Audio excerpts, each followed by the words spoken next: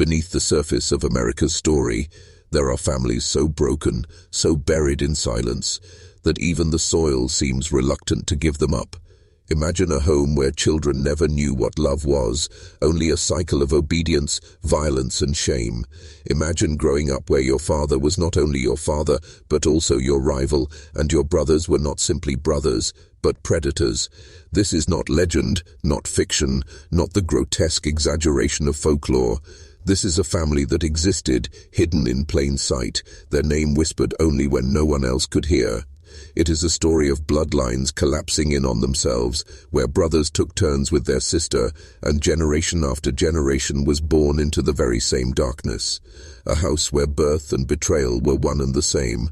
And while most of the world looked away, their tragedy deepened until it became something more than tragedy. It became a curse, etched into flesh, carried in faces, and passed along in silence. The story begins not with their children, but with the silence of their ancestors, a silence that covered the first shameful union, one that was supposed to be hidden forever. In isolated pockets of America, in valleys and mountains where no outsiders dared to settle, families turned inward, some by choice, some by force. And when poverty pressed harder, when food was scarce, when the outside world stopped coming, they relied on themselves for survival. But survival came at a cost. What began as necessity became secrecy. What was hidden grew roots. What was shameful became normalized. In this family, the father did not shield his daughter. The brothers did not protect their sister. Instead, they inherited the silence as though it were a birthright. The walls of their home knew every betrayal, every whispered order, every muffled sob. Neighbors would remember strange things, the way the children avoided school, the way their eyes darted at questions, the way visitors never stayed long. People said there was something off, but no one ever wanted to look too close. Because to look too close was to see what no one wanted to admit, that monsters are not born, they are made, and sometimes they are made in the house next door. This was not just inbreeding. This was not just family collapse.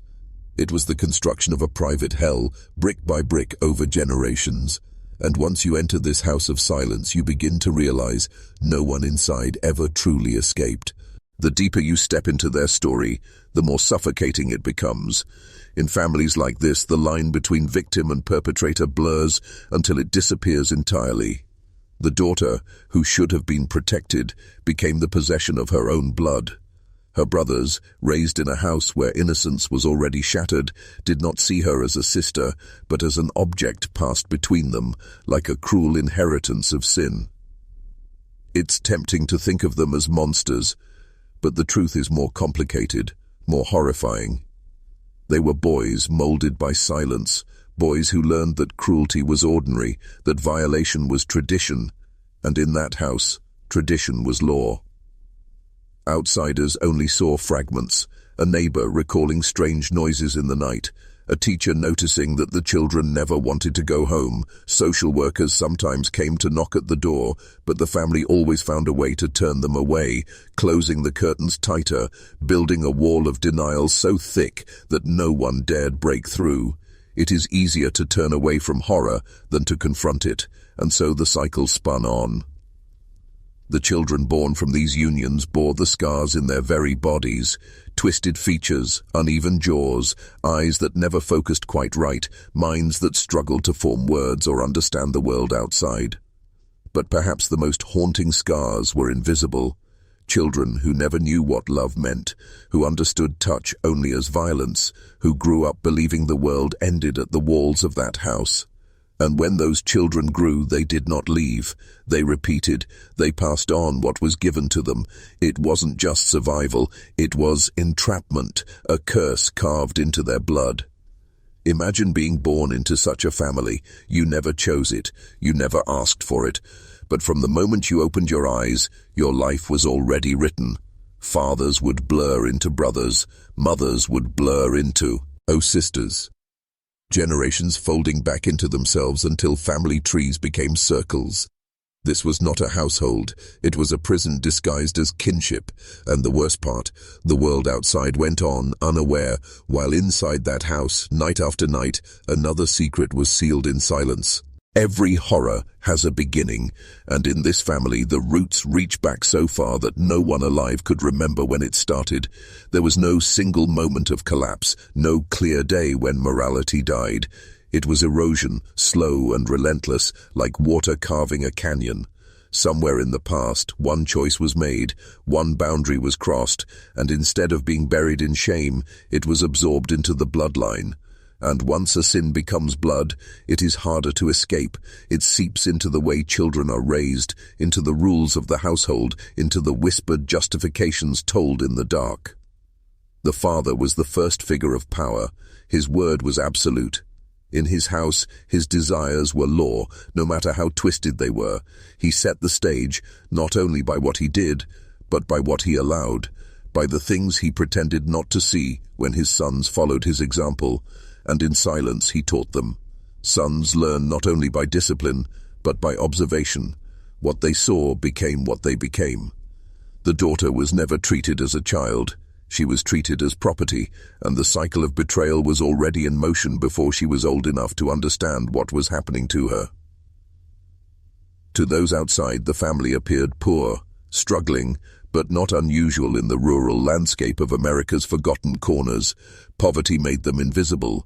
Generations had lived and died in the same broken house, surrounded by woods, dirt roads, and isolation. Outsiders assumed they were simply backward, uneducated, unsocial. What they could not see was that isolation had become an incubator for something darker, a shield protecting the family's secrets from ever being exposed. Stories began to spread. Not openly, but in whispers. The family's children were different, people said. They didn't talk right. They didn't look right. Some avoided eye contact altogether. Others had strange habits, rocking back and forth, muttering to themselves. Neighbors suspected something was wrong, but suspicion is not proof, and proof requires confrontation, and confrontation meant lifting the veil on something most people would rather leave untouched. So the whispers remained whispers. The family was left alone, their house slowly rotting but never falling. What is most chilling is that inside those walls, what we call horror, they called normal. What we call betrayal, they called life. And once you realize that, the story transforms from tragedy into something even more disturbing. A generational agreement to keep the silence alive, no matter how many lives it destroyed. By the time the world could no longer ignore them, the damage was already beyond repair. Authorities who finally set foot inside their world described scenes that bordered on the inhuman. A house littered with filth, walls stained with decades of neglect, air heavy with the weight of something unspoken. Children cowered in corners, not because strangers had arrived, but because strangers were unimaginable. They spoke in broken words, if they spoke at all. Some only grunted, others whimpered when touched, as though human contact itself was an unfamiliar cruelty. These were not merely the products of poverty. They were the physical embodiments of generations of blood folding in on itself. The brothers, who had grown into men, carried the arrogance of those who believed their way was the only way. They felt no shame because they had never been taught to feel it. What the outside world would call abuse, they called tradition. What the outside world would call horror, they justified as survival. And in that justification, the sister's body became the battlefield on which the family's silence was built. Year after year, child after child, the cycle deepened. When medical professionals were finally allowed to examine the children, their findings confirmed what the neighbors had only whispered about. Severe deformities, genetic abnormalities, mental impairments so profound that some of the children would never understand even the simplest forms of human interaction. But perhaps the darkest truth was not in the biology, it was in the psychology. Many of these children did not cry when confronted by outsiders. They did not reach out for help.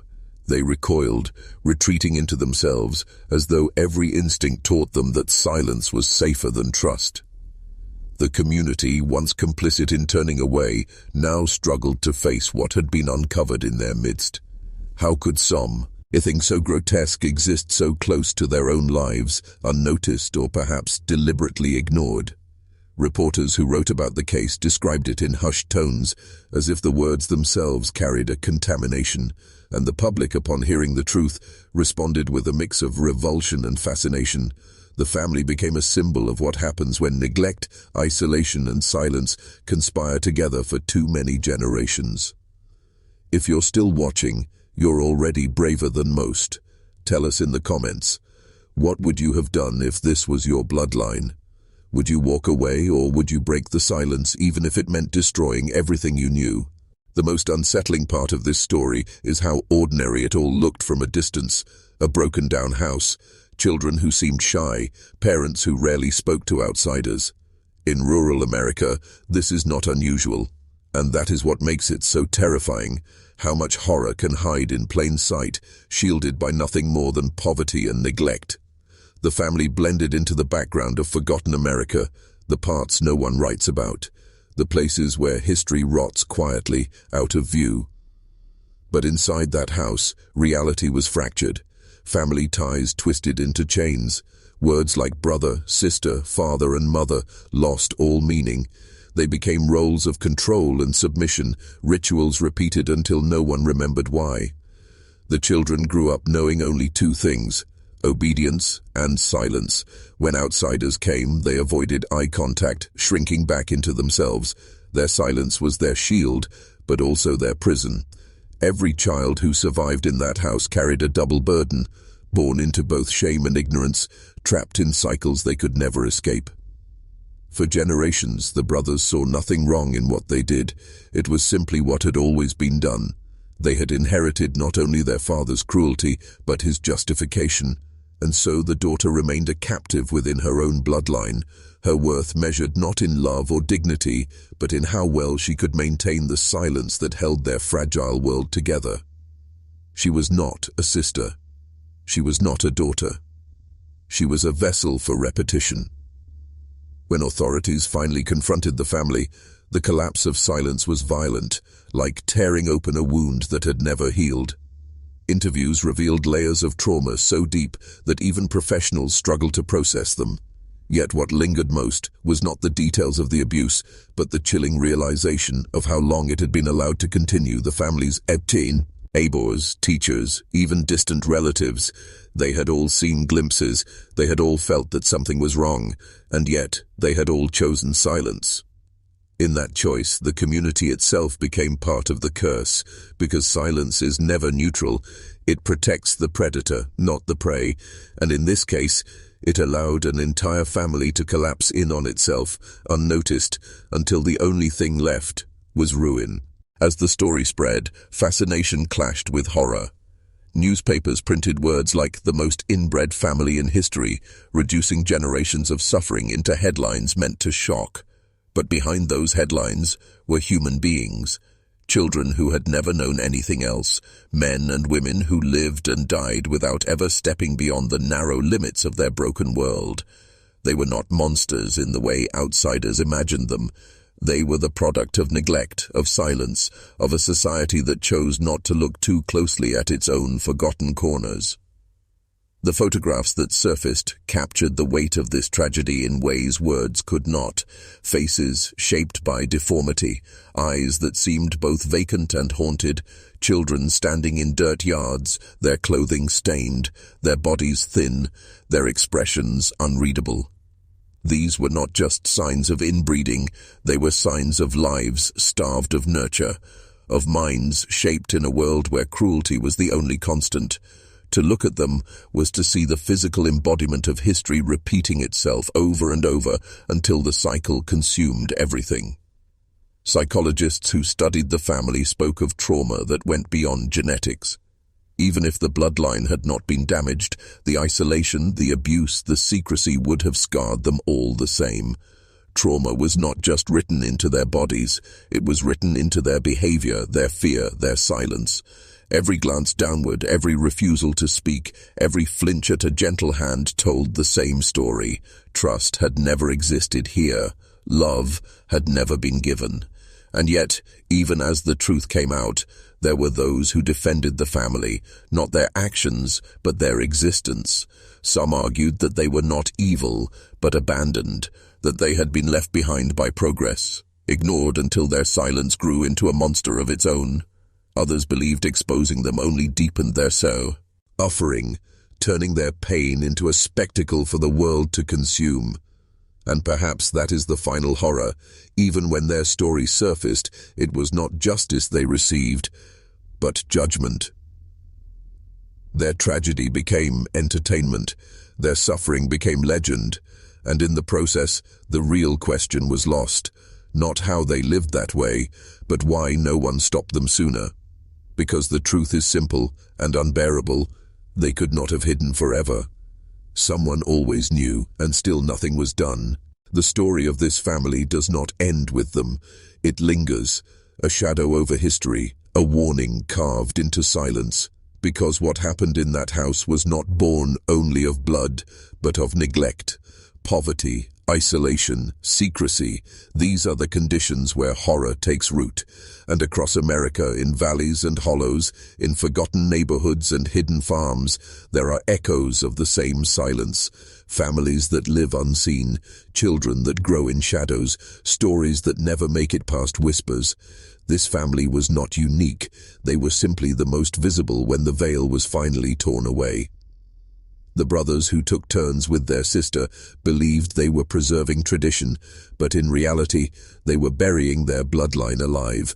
The children born from that cycle carried the weight of every betrayal, every silence, every broken oath of protection. Their lives became living evidence of what happens when shame is passed down like an heirloom, when cruelty is disguised as family, when silence is valued more than truth. Looking back, it is easy to see them as a grotesque anomaly, but that comforts us too much. It allows us to believe they are nothing like us. The harder truth is this. Their story is an extreme reflection of something present in every society: the refusal to confront abuse, the tendency to look away when something feels wrong, the fear of lifting the veil on secrets too heavy to bear. Their collapse shows us what happens when all those silences build together into one unbreakable curse.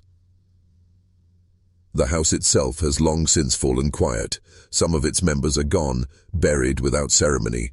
Others live on, their lives fractured, their names carried like scars. The legend of the most inbred family survives, told in hushed tones, written in articles, whispered across the internet. But beneath the legend is something raw, something harder to accept. That this was not just their story, but ours. A reflection of what we allow to happen when we choose silence over confrontation. And so, the final question lingers. When you hear whispers of darkness close to home, do you turn away, as so many did with them? Or do you break the silence, knowing that once it is broken, nothing will ever be the same?